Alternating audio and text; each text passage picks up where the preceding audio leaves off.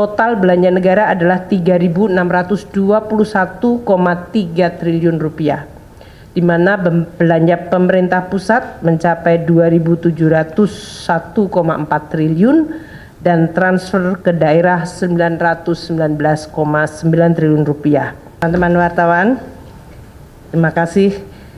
Assalamualaikum warahmatullahi wabarakatuh. Selamat sore dan salam sejahtera untuk kita semua.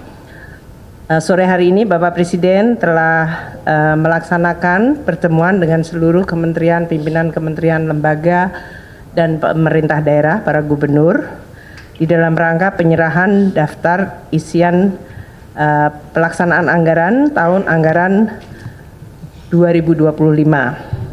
Seperti diketahui bahwa APBN tahun 2025 yang disusun tahun lalu, yaitu pada mulai bulan April dengan pembentukan atau pembahasan mengenai kerangka ekonomi makro dan pokok-pokok kebijakan fiskal, dan kemudian dibahas dengan DPR, dan kemudian diajukan oleh Bapak Presiden Jokowi pada bulan Agustus tanggal 16 2024 untuk dibahas RUU APBN-nya dengan DPR dan diselesaikan pada akhir September. Dengan demikian, APBN 2025 memang disusun dalam suasana dan dalam situasi transisi pemerintahan dari pemerintah sebelumnya kepada pemerintah terpilih. Dan dalam pelaksanaan penyusunan tersebut telah dilakukan konsultasi dan komunikasi dengan Presiden terpilih, sehingga program-program dari Presiden terpilih telah terakomodasi di dalam APBN 2025. APBN 2025 disusun dalam suasana geopolitik dan geoekonomi yang mengalami perubahan dan dinamika yang sangat tinggi. Seperti yang tadi telah disampaikan oleh Bapak Presiden juga, bahwa geopolitik dan geoekonomi ini telah menyebabkan destabilisasi di berbagai kawasan. Sehingga bagi Indonesia, kita juga harus terus melakukan kewaspadaan. Meskipun kondisi Indonesia relatif dalam situasi yang baik, pertumbuhan ekonomi adalah sekitar 5% semenjak tahun 2022 hingga 2024. Dan kita juga melihat laju inflasi yang terakhir angka 1,55 juga merupakan laju inflasi yang terendah di dunia. Kita lihat dari sisi sumbangannya, terutama untuk volatile food, juga mengalami penurunan yang sangat drastis. Ini menggambarkan upaya kita untuk menstabilkan dan menjaga tingkat harga pangan pada tingkat yang terjangkau oleh masyarakat telah mampu dilakukan. Kondisi yang baik ini tentu perlu dan akan menjadi salah satu landasan bagi pemerintah di bawah pimpinan Presiden Prabowo dan Wakil Presiden Gibran Rakabuming untuk terus meningkatkan dan mengakselerasi pembangunan. Neraca perdagangan kita juga dalam posisi positif 54 bulan terakhir mengalami surplus perdagangan, di mana nilai ekspor kita sampai dengan Oktober 2024 mencapai 24,4 miliar US dollar. Ini tumbuh 10,2% di tengah perlemahan perekonomian global. Hal ini menggambarkan bahwa potensi ekspor kita yang didukung oleh baik sektor manufaktur maupun sektor-sektor yang mengalami hilirisasi menjadi sangat besar. Kita juga melihat bahwa APBN 2025 disusun dengan rancangan untuk bisa menciptakan dan menjaga stabilitas, inklusivitas, namun terus mengakselerasi nilai tambah melalui hilirisasi. Asumsi makro di dalam 2025 adalah pertumbuhan 5,2%, inflasi 2,5%, tingkat bunga surat berharga negara 10 tahun adalah 7%, nilai tukar rupiah 16.000 rupiah per dolar, harga minyak mentah 82 dolar per barel, lifting minyak dan lifting gas adalah 605.000 barel, dan untuk lifting gas 1.005.000 barel per hari. APBN 2025 dirancang dengan target pendapatan negara sebesar 3.005,1 triliun rupiah, di mana untuk perpajakan akan menyumbang 2.490,9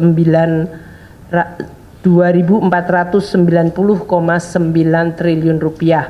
Itu untuk pendapatan perpajakan. Pendapatan negara bukan pajak akan mencapai 513,6 triliun rupiah dan hibah 0,6 triliun rupiah.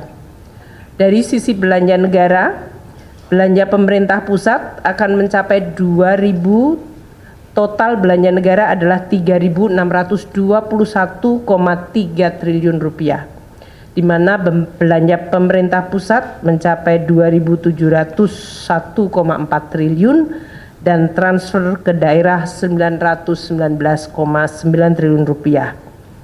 Defisit APBN 2025 dirancang pada tingkat 616,2 triliun rupiah atau 2,53% dari GDP.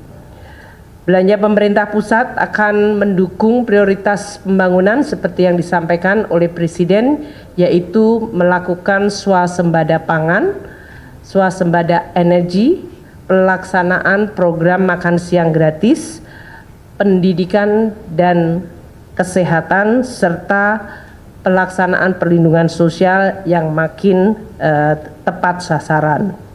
Untuk itu, dengan belanja 2.701,4 triliun, belanja pendidikan mencapai 724,3 triliun. Ini adalah belanja tertinggi fungsi pendidikan di APBN kita. Untuk kesehatan 218,5 triliun rupiah, perlindungan sosial mencapai 503,2 triliun rupiah, dan untuk ketahanan pangan mencapai 144,6 triliun rupiah.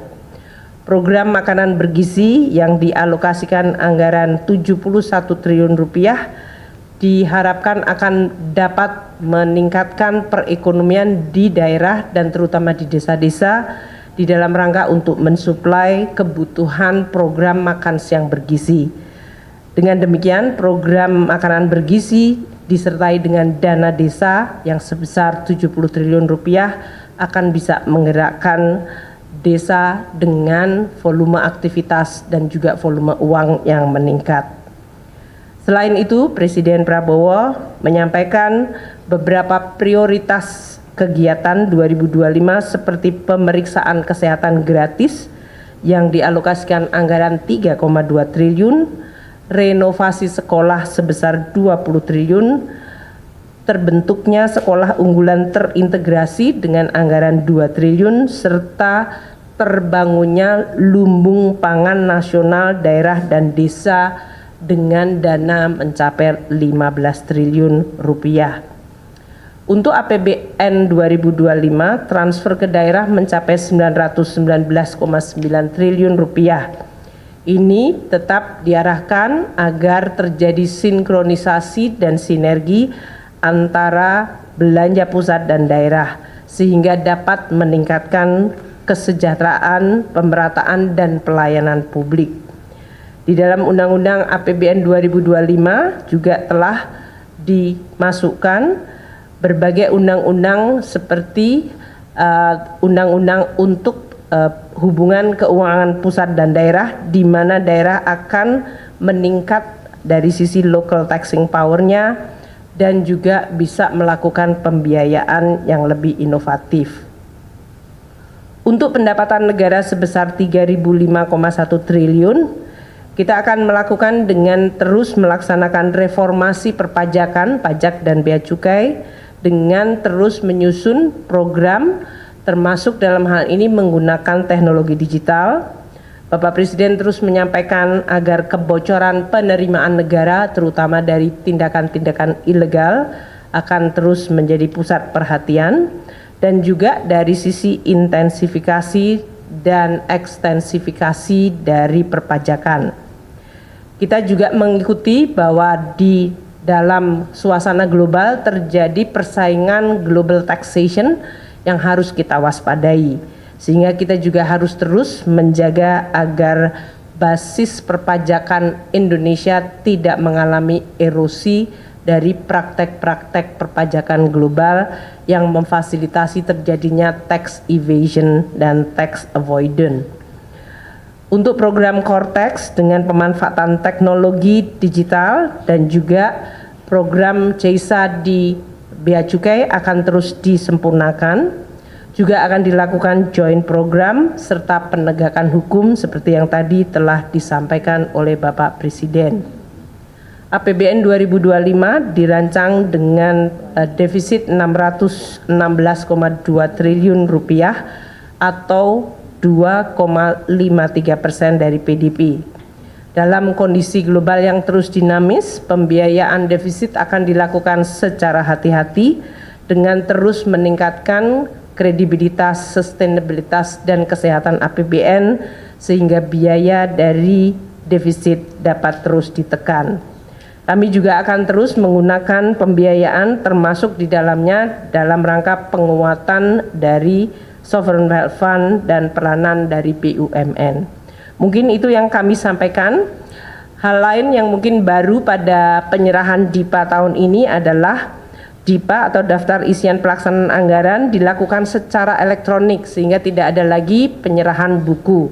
Pak Menko juga mendapatkan semuanya dalam bentuk elektronik yang bisa dipindai dari alat elektronik masing-masing yang kemudian masing-masing kementerian dan lembaga telah mendapatkan berbagai data yang sifatnya detail dari anggarannya. Mungkin Pak Menko mau menyampaikan dari sisi contohnya.